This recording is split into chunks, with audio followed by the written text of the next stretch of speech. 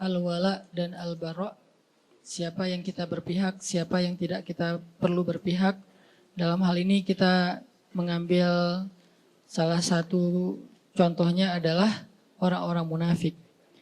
Jadi dalam konteks Islam kita nggak boleh berpihak kepada orang munafik. Tapi kalau kita kasihan kepada dia secara manusiawi itu sangat boleh, bukan hanya boleh, harus. Jadi kita harus bedakan mana sifat kita sebagai sesama manusia, mana sikap kita dalam urusan agama, itu beda. Kalau konteksnya kemanusiaan itu universal. Kita tuh berbuat baik nggak boleh ngelihat agama. Mau dia muslim, mau non muslim, mau dia munafik, mau dia mukmin, mau dia orang baik, mau dia orang jahat. Kita kalau dalam urusan kemanusiaan maka hak dan kewajibannya sama. Ketika kita ngelihat misalnya ada mantan perampok yang belum bertaubat, berarti bukan mantan ya. Perampok lah ya, belum bertaubat. Atau penjahat belum bertaubat. Kemudian dia sakit yang parah, terus tergeletak di jalan, nggak ada yang mau menolong dia. Lalu kita lewat dan kita mampu menolong kita, maka di dalam konteks ini kita wajib untuk menolong dia. Terserah dia seorang penjahat, dia seorang ahli maksiat, bahkan dia orang yang musyrik kepada Allah, orang yang tidak beriman kepada Allah. Karena konteksnya di sini adalah konteks kemanusiaan, nggak ngelihat agama, apalagi ngelihat negara ya. Agama aja nggak boleh jadi sekat kalau dalam konteks kemanusiaan, apalagi negara. Jadi kalau kita bicara Palestina, Suriah, mentang-mentang di sana mayoritasnya Muslim terus jadi nggak ditolong, enggak. Jadi agama aja bukan masalah, apalagi negara. Mentang-mentang mereka bukan orang Indonesia, jadi bukan tanggung jawab kita, enggak. Kalau dalam konteks kemanusiaan, bahkan kalau dia adalah orang Yahudi sekalipun, atau dia orang pagan sekalipun yang menyembah batu ataupun kayu atau menyembah patung, kalau dia adalah terzolimi, maka tugas kita adalah menolong dia. Dengan apapun yang kita bisa. Makanya kemarin ada salah satu pasien kanker di Bandung, beliau kebenaran non-muslim. Bukan salah satu, ada beberapa orang non-muslim, pasien kanker dan kurang mampu. Kemudian karena istri megang beberapa proyek sosial untuk pasien kanker yang kurang mampu, akhirnya kita ambil pasien ini, kita coba audiensi, asistensi ke dokter sampai beres pengobatannya, operasinya. Yang satu meninggal, yang satu alhamdulillah bisa survive. Dan kita nggak mempertanyakan, wah ini kayaknya non muslim gak usah ditolong. Kayaknya kalau ditolong nggak ada pahala. Pahalanya sama. Mau dia muslim, mau non muslim, pahala menolong dia adalah sama. Karena dia manusia dalam konteks kemanusiaan. Universal. Ini tidak ada perdebatan di antara ulama. Dalam konteks muamalah juga kayak gitu. Kaidahnya adalah tidak ada kezoliman. Konteks muamalah misalnya jual beli, kita bekerja di sebuah perusahaan yang di situ tuh ada muslim, ada non muslim. Maka ini universal dengan syarat tidak mengganggu batasan-batasan syariah agama kita. Kalau itu terganggu maka nanti akan ada pengecualian. Misalnya kita nggak dibolehin pakai hijab di situ, pasti ada pengecualian. Misalnya kita di situ dipaksa untuk minum khamar seperti yang kerja di Jepang misalnya. Selebrasi mereka itu minum sake misalnya. Kalau kita nggak minum maka kita dimarahi atau dipecat. Di sini ada pengecualian. Tapi kalau tidak membatasi atau mengganggu batasan syariat, maka tidak masalah kita bermuamalah dengan siapapun, bahkan kepada orang yang tidak beriman sekalipun. Apalagi kemanusiaan. Tapi kalau dalam konteks sikap agama, nah ini lebih spesifik lagi. Di situ beda antara mukmin, kafir, munafik beda. Kafir juga ada dua, ada yang harbi, ada yang zimmi. Yang harbi itu yang memerangi kita, yang zimmi dia tidak memerangi kita, maka kita boleh berbuat baik kepada dia. Namanya non-muslim. Yang tidak memerangi kita. Kalau yang memerangi kita dalam Al-Quran disebut kuffar. Kalau yang tidak memerangi, mereka tidak dipanggil dengan bahasa orang kafirun, tetapi mereka disebut dengan orang Yahudi, orang Nasrani, orang musyrikun dan seterusnya. Intinya adalah kita tidak ada kewajiban atau anjuran untuk memusuhi mereka. Mereka adalah saudara kita dalam kemanusiaan, dalam negara, dalam bangsa, dalam suku. Dalam konteks apa? Dalam konteks muamalah, dalam konteks kemanusiaan. Kalau dalam konteks agama, kalau mereka tidak memerangi kita, maka kita nggak boleh dilarang untuk menyakiti mereka, apalagi memusuhi mereka. Bahkan jika ada pertikaian antara non-muslim dengan muslim, kita nggak boleh berpihak berdasarkan agama. Ada pertikaian nih dalam urusan muamalah. Urusan dagang kah, urusan jual beli kah, jual beli tanah, jual beli rumah, jual beli mobil, dan seterusnya ada masalah nih. Termasuk masalah misalnya kayak masalah pekerjaan, masalah muamalah. Kalau misalnya ada pertikaian di antara mereka, nggak boleh kita berpihak karena dasarnya agama. Nih saudara saya muslim, saya belain dia. Belum tentu dia benar. Bisa jadi dia yang salah. Maka di situ konteksnya adalah adil. Nggak boleh gara-gara kita beda agama terus kita bersikap zolim. Kalau dia beda agama dengan kita tapi dia konteksnya di situ korban, maka kita harus membela dia. Bahkan terhadap saudara kita yang sama-sama muslim, kalau ternyata saudara yang muslim itu adalah justru yang zalim. Jadi inilah konsep adilnya Islam. Dan di sini kita juga belajar tentang bab wala dan barok dalam contoh-contoh yang sederhana. Jadi nggak boleh mentang-mentang pokoknya belain aja yang namanya muslim kita harus bela. Enggak. Unsur akhaka zaliman au mazluman. Tolonglah saudara kamu dalam keadaan zalim atau terzolimi. Ini maksudnya apa nih? Kan kita harus nolongin saudara kita Ustaz walaupun dia zalim. Menolong saudara kita yang zalim artinya hindarkan dia dari kezaliman. Kalau dia udah terlanjur melakukan kezaliman, maka tegakkanlah keadilan. Wa'adilu huwa aqrabu littaqwa. Bersikap adillah karena dia yang paling dekat kepada ketakwaan. Bahkan kepada orang yang kita benci kita harus bersifat adil. Fair bahasa sederhananya. Kayak gimana? Kita nggak suka dengan satu kelompok. Apakah dasarnya agama, dasarnya golongan, dasarnya emosional pribadi. Nggak suka aja dengan satu kelompok. Kan ada yang suka gitu ya. Satu grup WhatsApp nggak suka kepada grup WhatsApp yang lain. Namanya grup sebelah. Terus gara-gara kita nggak suka, kita bersikap nggak fair. Ini bukan sifat muslim. Kenapa? Allah berfirman, wala yajrimannakum syana'anu qaumin ala alla ta'dilu. I'dilu huwa aqrabu littaqwa. Janganlah kebencian kalian kepada satu grup WhatsApp. Ini terjemahan apa? Ini contohnya. Janganlah kebencian kalian kepada satu kelompok, satu golongan, satu grup membuat kalian bersikap tidak adil kepada mereka. Maka bersikap adillah karena keadilan itu dekat kepada ketakwaan. Jadi nggak boleh gara-gara kita nggak suka, terus kita nggak fair dalam urusan muamalah, dalam urusan hak dan kewajiban, dalam urusan kemanusiaan nggak boleh. Tapi dalam urusan sikap, agama, dakwah, dan syariah, maka di sini ada penjelasan dan koridornya sendiri. Yang akan kita bahas hari ini adalah sikap kita yang berkaitan dengan pembelaan kita terhadap agama. Menegakkan agama Allah Subhanahu wa taala. Dan hal yang perlu kita pahami yang akhir-akhir ini mulai agak dikhawatirkan, ditakut-takuti sehingga kita jadi resah. Menegakkan agama itu bukan berarti meruntuhkan negara. Sejak kapan agama dan negara itu kontradiktif? Sejak kapan? Gara-gara kita negakkan agama lantas meruntuhkan negara? Nggak mungkin. Kalau dia meruntuhkan negara berarti dia meruntuhkan agama. Itu satu paket. Kalau dia meruntuhkan negara, memecah belah negara berarti dia memecah belah umat, memecah belah agama, meruntuhkan agama. Sama itu. Dan kalau dia menegakkan agama, maka dia menegakkan negara. Karena satu paket, nggak bisa dipisahkan. Siapa yang berbuat rusak di muka bumi, maka dia telah melanggar ayat Allah Subhanahu wa taala, yufsiduna fil ard. Mereka merusak di muka bumi, walakin la yash'urun. Cuman mereka nggak ngerasa. Jadi Allah menyuruh kita untuk islah, memperbaiki, imarah, membangun, bukan justru merusak. Jadi nggak mungkin orang yang pengen menerapkan agama dalam konteks pribadinya berarti jadi masalah dalam sebuah tatanan negara, itu nggak mungkin. Kalau dia memahami agama itu secara komprehensif, bukan parsial. Tapi kalau dia memahami agama secara parsial, mungkin aja. Maka solusinya adalah apa? Pelajari agama secara lebih dalam. Bukan dihindarkan dari belajar agama ya. Kalau kita dilarang untuk belajar agama, berarti kita dibiarkan untuk awam tentang kebenaran. Ketika kita nggak ngerti tentang konsep kebenaran, maka kita akan bisa saja menjadi masalah dalam sebuah lingkungan, masyarakat, dan bangsa. Justru kita nggak mau itu terjadi. Belajarlah agama supaya punya konsep kebenaran. Dan konsep kebenaran agama, apalagi Islam, adalah konsep yang sangat rahmatan lil alamin. Lalu apa yang membuat orang takut belajar Islam?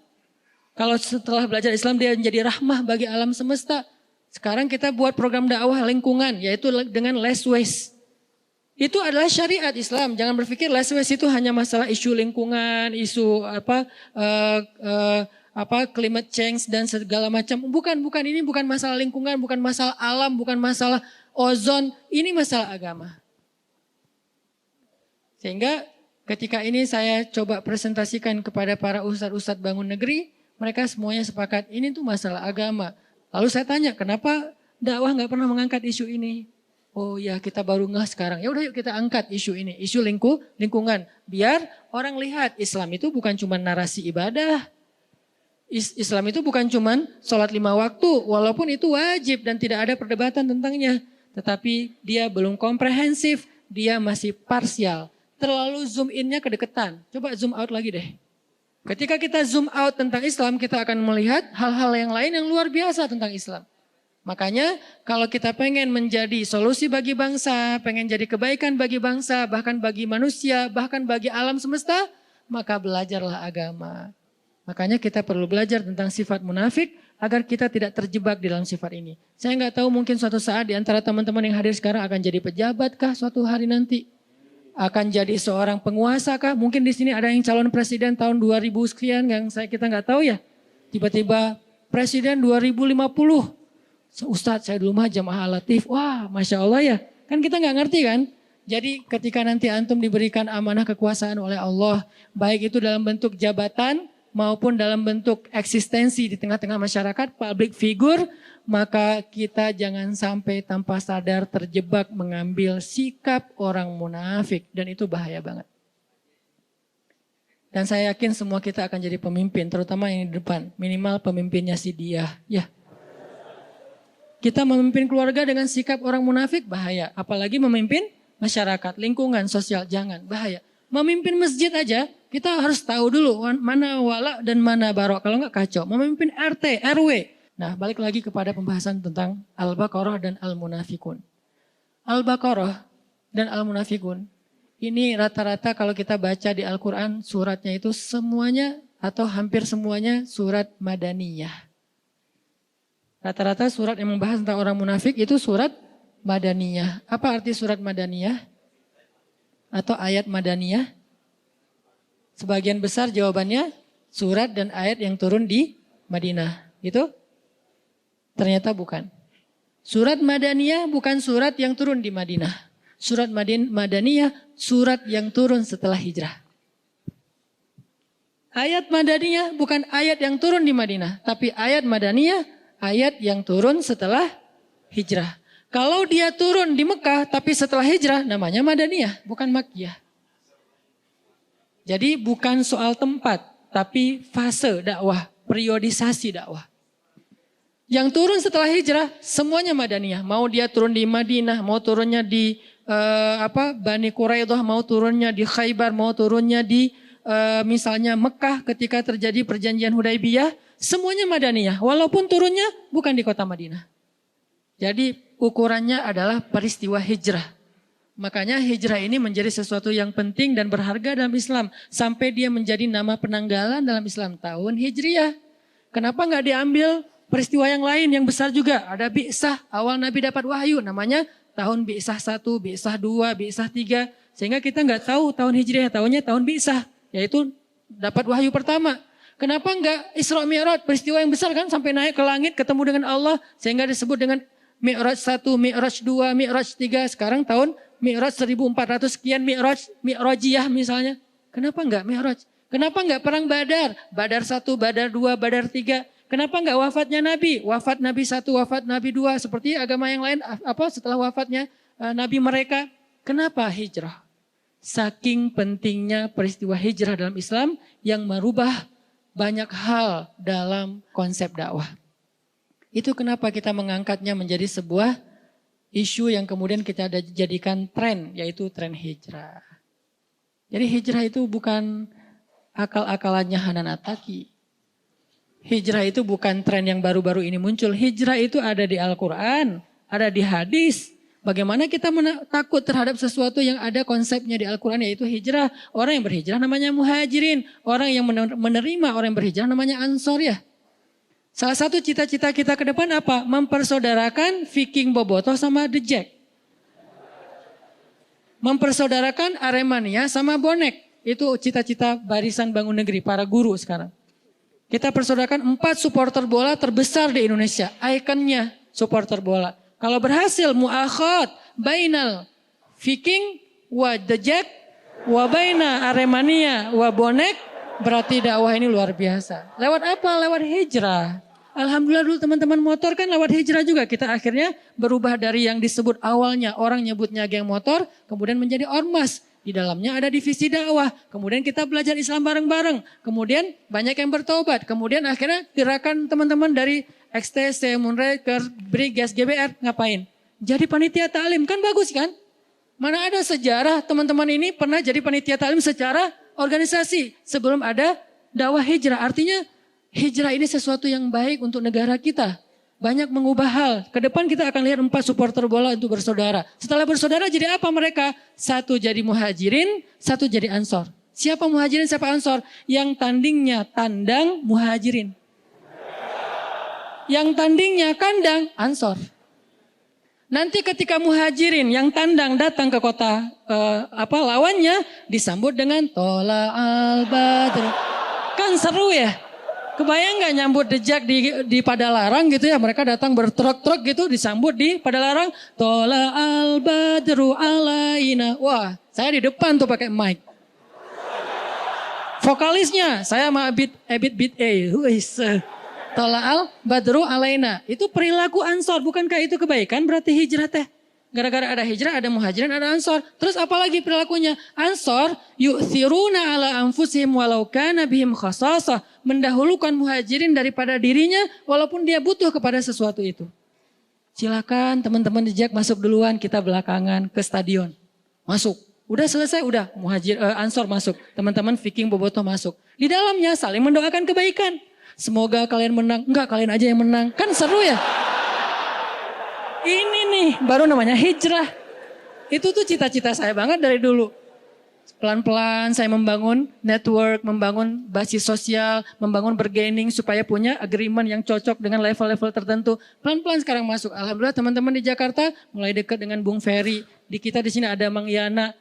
Pelan-pelan suatu saat gak ada lagi adegan pembunuhan, pengeroyokan, kezoliman yang kayak sering kita lihat baik di Dejak maupun di Bobotoh sama-sama punya korban, nggak ada lagi. Yang ada saling mendoakan. Semoga kalian menang. Kalian aja.